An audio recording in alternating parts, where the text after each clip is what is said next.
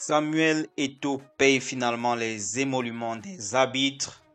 Fabrice Ondoa signe un nouveau contrat avec Riga FC. C'est un club de première division de Lettonie. Ce sont les deux petites actualités que j'aimerais parcourir avec vous dans cette vidéo-ci. Alors les gars, je vous reviens ainsi d'abord de prime abord avec l'information selon laquelle la demande, la requête des arbitres ou bien la plainte des arbitres concernant leurs émoluments qui n'avaient pas été payés et dont Samuel Eto'o, le président de la FECAFOOT, a promis dernièrement de faire une avance d'environ 10 millions de francs, a été effectivement abordée. Comme vous pouvez l'apercevoir sur ce communiqué-ci, que je m'en vais ainsi partager le contenu avec vous, le président de l'association camerounaise des arbitres de football a donc informé le grand public que voilà, le président de la FECAFOOT a tenu à sa promesse en payant les 10 millions ayant permis de couvrir donc les arriérés du championnat précédent, c'est-à-dire la phase retour et le barrage 2022-2023.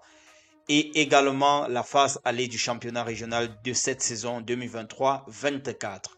Il adresse donc ses félicitations qui vont également à l'endroit de l'exécutif de la Ligue régionale de football du littoral pour sa parfaite collaboration. Et il souligne une fois de plus que considérant que dire merci en demande la constance, il prie l'exécutif de la RRFL, c'est-à-dire la Ligue régionale du littoral, de prendre toutes les dispositions idoines dans l'optique que d'ici la 4e journée de la phase retour du championnat en cours, le solde des tours préliminaires de la Coupe du Cameroun, de même que les paiements des émoluments des officiels de matchs liés à la phase retour et au barrage de cette saison, soient convenablement effectués.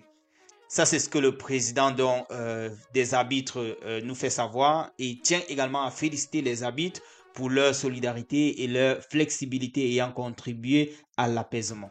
Ça, c'est dans le communiqué de confirmation du paiement des 10 millions de francs venus de la FECAFOOT, entre guillemets, Samuel Eto'o, puisque c'est lui qui avait promis à cela environ une semaine.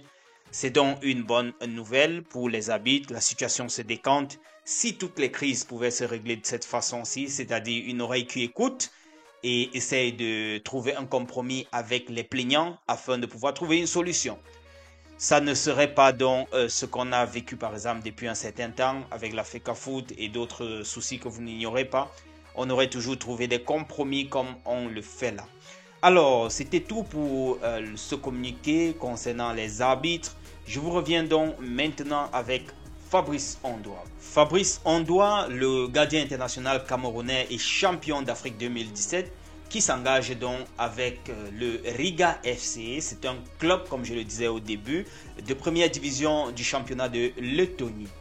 Je dois rappeler que Fabrice Ondoa sort comme ça de Nîmes Olympique où il a fait juste 3 apparitions cette saison 2023-2024.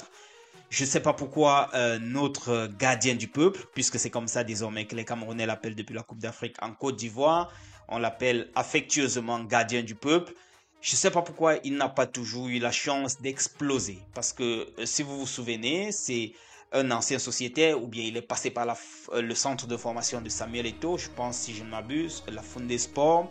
C'est donc l'académie de Samuel Eto'o qui l'avait donc formé. Puis il est allé du côté du FC Barcelone où il a parcouru les étapes U19, les U18, U19 et même l'équipe B, tout comme l'équipe B de Séville quand il est quitté du FC Barcelone. Mais il n'a jamais eu vraiment une explosion.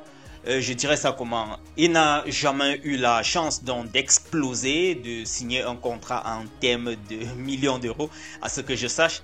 Mais pourtant un très bon gardien. Je sais pas, c'est souvent ça le paradoxe dans le domaine du football. Il y a des gars qui pèsent, qui n'ont même pas le talent de celui-là qui est encore au quartier et qui explose tous les records, mais qui n'a pas la chance de signer. Quelquefois, on ne peut pas expliquer ça, c'est comme ça, ainsi va le monde du football. Alors les amis, voilà, c'était un peu tout ce que j'avais à partager avec vous. Retrouvons-nous dans la prochaine publication. C'était juste pour partager cette actualité avec vous. Restez scotchés et à très bientôt. Ciao.